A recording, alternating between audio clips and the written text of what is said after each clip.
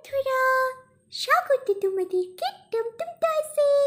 আমরা গল্প দাদুর কাছে চলে এসেছি গল্প শুনতে। হ্যাঁ দাদু, এখন রথ চলছে, আমরা রথের ইতিহাস শুনছিলাম। বলো। হ্যাঁ, তোমাদেরকে রথের ইতিহাস শোনাচ্ছিলাম। জগন্নাথ, বলরাম, সুভদ্রা কেন রথে চড়ে যায় সেটাই শোনাচ্ছিলাম তো। হ্যাঁ দাদু। হ্যাঁ, আজকে আরেক অজানা কাহিনী শোনাই রথের ইতিহাসের। শ্রীকৃষ্ণের পিতার নাম বাসুদেব এবং মাতা দেবকী, এবং বাসুদেবের আরেক স্ত্রী রোহিণী, যার সন্তান হলো বলরাম এবং সুভদ্রা। শ্রীকৃষ্ণের সৎ মা হলো রোহিণী। সেই রানী রোহিণী একদিন সমস্ত রানীদেরকে, গোপিনীদেরকে শ্রীকৃষ্ণের রাসলীলার গল্প শোনাচ্ছিল গোকুলে বসে। হ্যাঁ রোহিণী মা, আমাদেরকে শ্রীকৃষ্ণের গল্প শোনাও। শ্রীকৃষ্ণের সেই রাসলীলার গল্প আমরা শুনতে চাই। কিভাবে সেই রাসলীলা হয়েছিল, রাধা কিরকম করে শ্রীকৃষ্ণের সঙ্গে রাসলীলা করেছিল। হ্যাঁ বলো, আমিও শুনতে চাই। বলো রোহিণী, আমিও শুনবো, গোপীরাও শুনবে। হ্যাঁ দিদি, আমি বলবো। শ্রীকৃষ্ণের রাসলীলায় এই গোকুল একেবারে মাতোয়ারা হয়ে উঠেছিল। শ্রী রাধা এবং অন্যান্য গোপিনীরা মিলে এই রাসলীলায় এই গোকুলকে একেবারে প্রেমে মাতোয়ারা করে দিয়েছিল। সবাই একেবারে মত্ত হয়ে গিয়েছিল। হ্যাঁ তাই নাকি? আমরা ওই গল্পটাই তো শুনতে এসেছি, শ্রীকৃষ্ণের রাসলীলার গল্প। এই গল্প শুনি তবে তো আমরা রাসলীলার সমস্ত কিছু জানতে পারবো, তাই না? বলো বলো রানীমা, বলো। আমরা এই গল্প শুনে তারপর আবার অন্যান্য গোপিনীদেরকেও বলবো, আবার অন্যান্য গোপিনীদেরকেও তোমার কাছে নিয়ে আসবো গল্প শুনতে এই রাসলীলার। কিন্তু সুভদ্রা, বলরাম আর শ্রীকৃষ্ণ ওরা কোথায় গেল? ওরা তো কেউ এখানে নেই। রোহিণীমা, ওরা সবাই কোথায়? এই তো আমি এখানে। দাদা বলরাম আর কানাইদা কোথায় যে গেল, এক্ষুনি আসবে বলেছে। তোমরা কি গল্প শুনছো আমাকেও বলো। কি গল্প শুনছো বলো না মা। ও মা, বলো না কি গল্প শুনছো। তখন রোহিণীমা ভাবলেন যে সুভদ্রাকে এই রাসলীলার কাহিনী তিনি শোনাতে চান না, এবং কোনোভাবেই তিনি তা শোনাবেন না। তখন তিনি সুভদ্রাকে বললেন, কোথায় গেল বলরাম? বলরাম, এই তো এই তো এসেছে বলরাম। হ্যাঁ মা, বলো, আমি এসেছি। তুমি কেন আমাকে খুঁজছো? এই তো আমিও চলে এসেছি। ও বাবা, এই তো কানাইও চলে এসছে। বলো, কি বলছিলে? তুমি কি বলছিলে মা? তুমি কি বলছিলে মা, বলো। তোমরা তোমরা সবাই রথে চড়ে নগর দর্শনে যাবে যে, তাহলে সুভদ্রাকেও তোমাদের সাথে নিয়ে যাও। সুভদ্রাও তোমাদের সাথে যাবে। দাদা দাদা দাদা, মাতা বলেছে বোন সুভদ্রাকে নিয়েও যেতে। আমরা যে নগর দর্শনে যাব, তাহলে আমি, তুমি এবং আমাদের বোন সুভদ্রাও আমাদের সঙ্গে যাবে। তাহলে যাই, গিয়ে দেখি আমাদের রথ কত দূর প্রস্তুত হলো।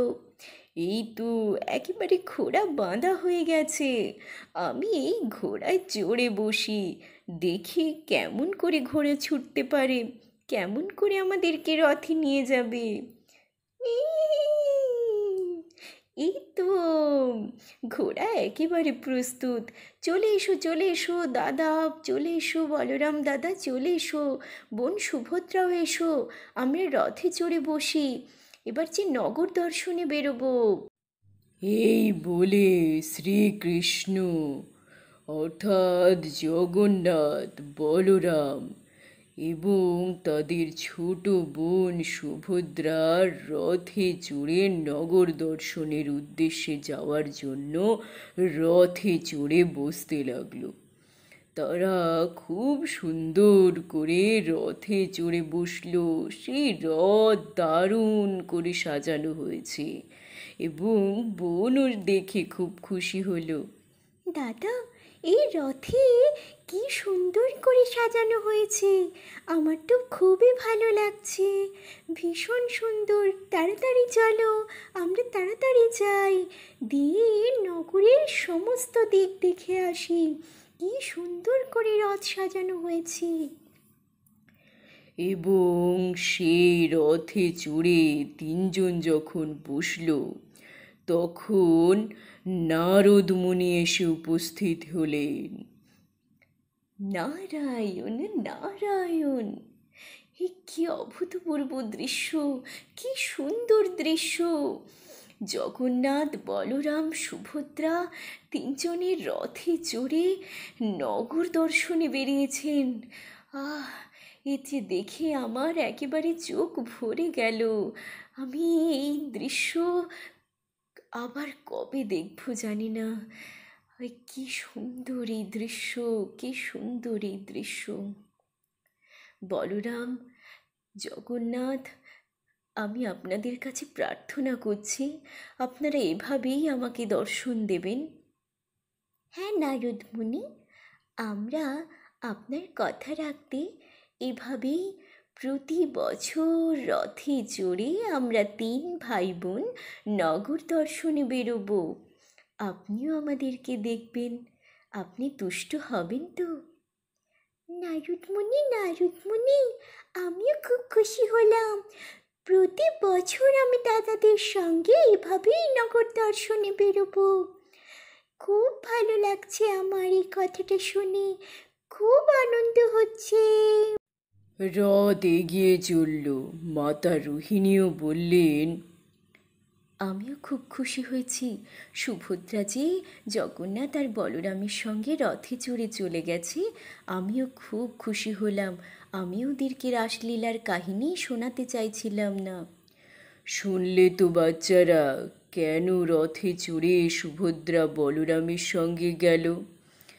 আর সেই আগের কাহিনী যেটা বলেছিলাম, রাজা কংস, মথুরার রাজা কংস শ্রীকৃষ্ণকে হত্যা করার জন্য শ্রীকৃষ্ণকে মথুরায় ডেকে পাঠিয়েছিল এবং সেই ডাক শুনে শ্রীকৃষ্ণ তো মথুরায় এসে হাজির হলো।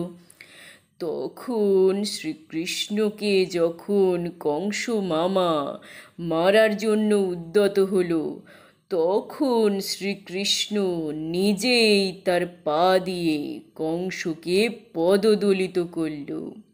হ্যাঁ দাদু, আমাদের মনে আছে আরেকটা সেই কাহিনী যেটা বলেছিলে।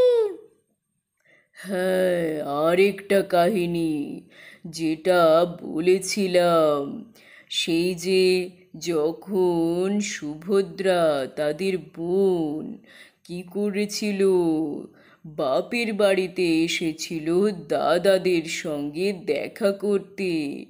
সেখানে এসে দাদাদের কাছে কি আবদার করলো, বলল, দাদা আমি এই নগর দেখতে চাই, আমি অনেক দিন পর এসেছি। তখন তারা নগর দর্শনের উদ্দেশ্যে বেরিয়ে মাসি গুন্ডিচার কাছে গেল এবং মাসি গুন্ডিচা তাদের অপেক্ষায় বসেছিল। তাদেরকে দেখে খুবই খুশি হলো এবং তাদেরকে বলল, তোরা এখানে 10 দিন থাক, আমার ভীষণ আনন্দ হবে। এবং সেই অনুযায়ী জগন্নাথ, বলরাম এবং সুভদ্রার মূর্তি সত্যি মাসির বাড়িতে রথে করে যায়, আবার সেখানে থাকে, আবার 10 দিন পর উল্টো রথে আবার ফিরে আসে। সবাই কত মজা করে এই রথের রশি টেনে জগন্নাথ বলরাম সুভদ্রাকে বাড়িতে পৌঁছে দেয়। শুনলে তো? তোমাদের কেমন লাগলো তাহলে কাহিনী? তোমাদের রথের ইতিহাসের 3টে কাহিনী বললাম। হ্যাঁ দাদু, আমাদের মনে থাকবে। মাতা রোহিণী রাসলীলার কাহিনী সুভদ্রাকে শোনাবে না বলে রথে চড়ে পাঠিয়ে দিল। আবার কংসকে মারার জন্য রথে চড়ে শ্রীকৃষ্ণ গেল। একদম ঠিক কথা। আরেকটা মাসি গুন্ডিচার বাড়িতে 3 ভাই বোন জগন্নাথ বলরাম সুভদ্রা গিয়েছিল রথে চড়ে। এই হলো রথের ইতিহাস। হ্যাঁ দাদু, আমরা রথের ইতিহাসটা পুরোটাই জেনে গেলাম। খুব মজা লাগছে। আমরা আমাদের আরো অনেক বন্ধুদেরকে এই রথের ইতিহাসের কাহিনী বলবো। দাদু দাদু, আমরা পরের দিন আবার একটা জগন্নাথ দেবের কাহিনী শুনবো। হ্যাঁ দাদু, আমরা আবার একটা জগন্নাথ দেবের কাহিনী শুনবো। আচ্ছা বেশ, আমি তোমাদেরকে নিশ্চয়ই শোনাবো। হ্যাঁ দাদু, আমরাও শুনবো। আর বন্ধুরা, তোমরাও কিন্তু এইরকম কাহিনী শুনতে সাবস্ক্রাইব করতে ভুলো না টমটম টয়েস। রথের মেলা